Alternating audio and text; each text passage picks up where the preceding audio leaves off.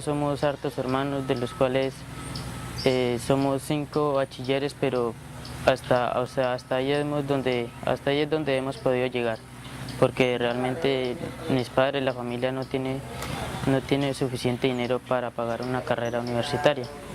Entonces pienso que, Utopía es una oportunidad muy bonita, y pues para mí personalmente, que realmente me gusta la agricultura, me gusta el campo, es una oportunidad muy bonita que se me ha dado.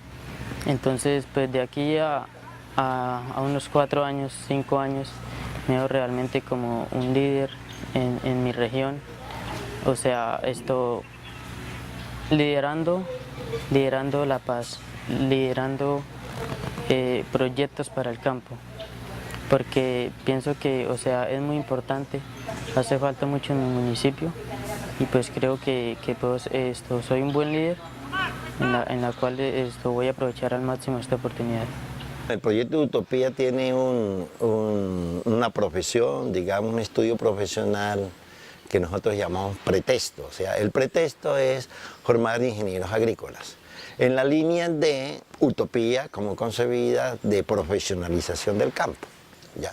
De la línea de profesionalización del campo está la carrera de ingeniería agronómica.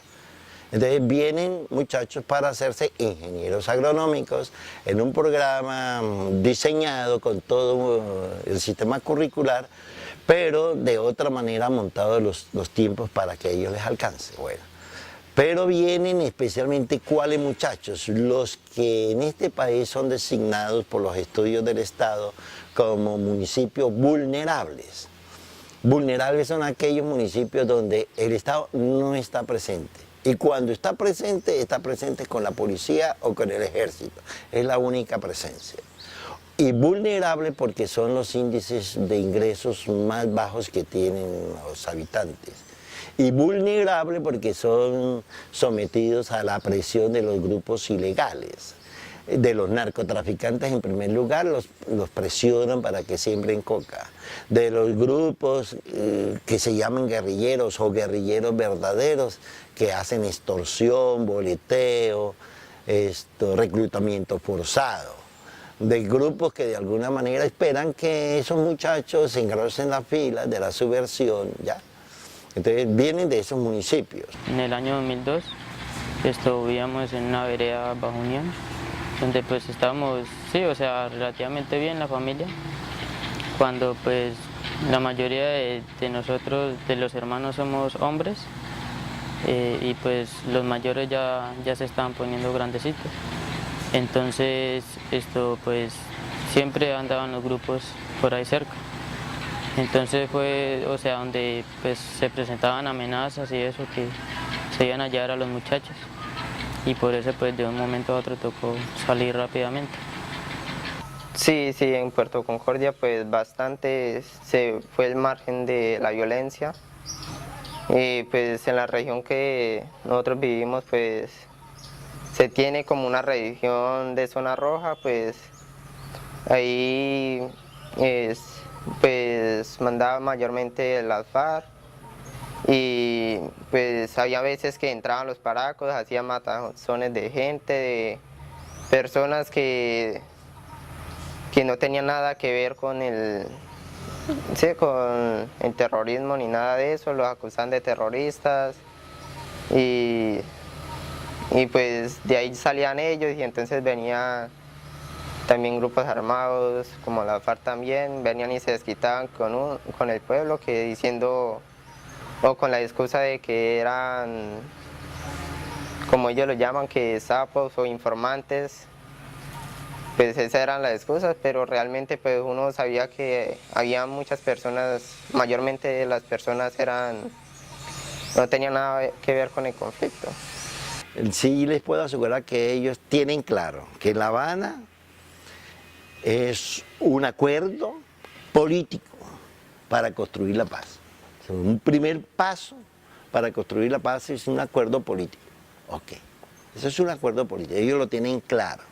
Ellos tienen claro que por eso no va a venir la paz.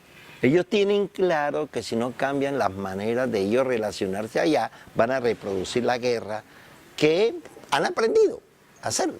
a excluir al otro, a tenerle miedo al otro, a no confiar en los demás. Eso tienen claro. Ellos tienen claro que si no se asocian, están perdidos, tienen que asociarse. Tienen claro que tienen que trabajar contra la intermediación de lo que producen, porque eso es lo que les está produciendo miseria. Los intermediarios se quedan con la ganancia del campesino. Algunas veces ayudan para la comercialización, pero la gran mayoría de veces la ganancia del producto agrícola se queda entre los intermediarios, que son muchos en la cadena. Muchos.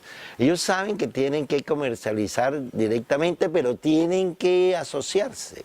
Si no, no pueden. Y no hay, aquí en Colombia destruimos la infraestructura que tenían antes institutos donde le compraban al campesino la cosecha. Y le compraban a un precio sustentable, a un precio sostenible. Y podían ellos seguir trabajando sobre eso. No, eso ya no existe. Entonces tenemos esa dificultad. Ellos saben que tienen que trabajar en eso. Ellos saben que tienen que oír a los distintos componentes del conflicto, sin juzgar, sin juzgar.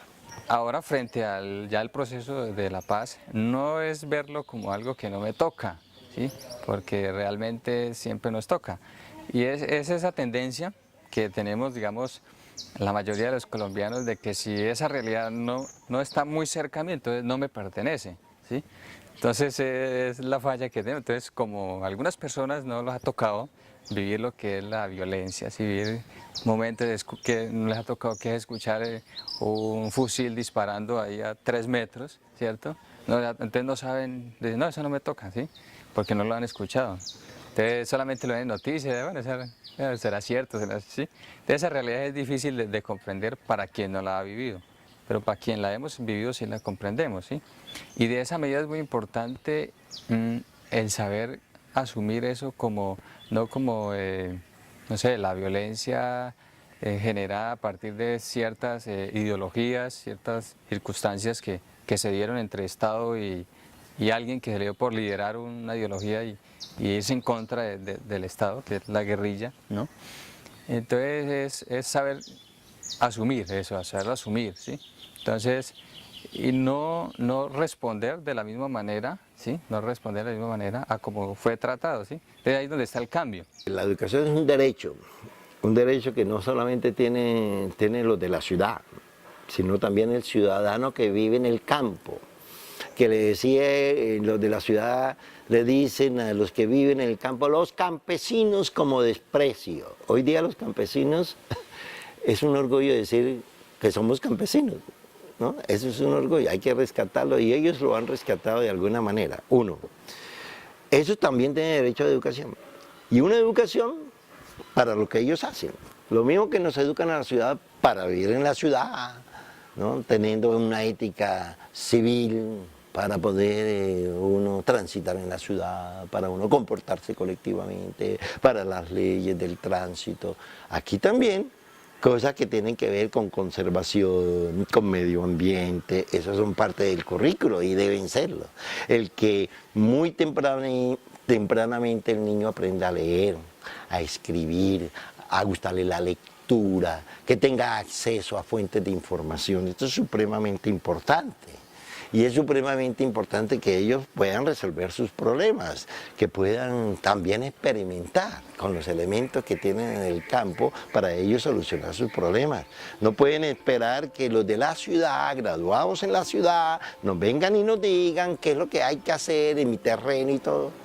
Ese cuento ya se lo comieron, saben que salieron perdiendo en ese cuento, entonces hay que tener otro cuento. Aquí experimentamos, enseñamos a experimentar, para que ellos puedan allá hacer algo al respecto sobre lo que tienen que hacer en el campo. Cómo yo recibo lo que viví, la experiencia que viví, y de esa manera cómo la transformo. Yo quiero un mejor país, obviamente no a responder con violencia, ¿no? Sino que a partir de eso transformar esa reacción, ¿sí? Que es difícil y ahí es donde entra una cuestión de que es el perdón, ¿sí? Que saber perdonar. Y saber perdonar no quiere decir que olvide, no, sino que esa ofensa, ese dolor, esa causa que se le motivó en cierta circunstancia de su vida, la sé transformar para mejorar, ¿sí? Entonces no es recordar con odio, sino es recordar, pero de una manera positiva. Bueno, ¿esto para qué me sirvió? ¿Sí? ¿Para qué me sirve? Y de esa manera transformar. ¿Sí? Entonces de esa manera no generar esa, recibí violencia, doy violencia, ¿sí? No, sino la transformación. Todo depende de la persona, ¿no? Si usted quiere la paz, depende de ti mismo, ¿sí? Entonces, y no es que es algo para lejano, sino es una vivencia, ¿sí? Es una vivencia, es decir, que usted conviva en paz consigo mismo, ¿sí? De esa manera. Si usted tiene una guerra interna, obviamente llega otra persona y le habló y usted de una vez se ofendió, entonces armó violencia, ¿sí? Entonces, más que un deseo, es un estado, ¿sí? Un estado de la persona. Si usted vive en paz, obviamente va a generar paz. Sus actos son de paz, ¿sí? Sus relaciones con las demás son pacíficas, ¿sí? Entonces, de esa misma medida, y según la educación que usted vaya teniendo en la medida del transcurso de su vida, ¿sí? Entonces, en esa medida usted va a generar y va a ser un portador de paz en todo lugar donde vaya.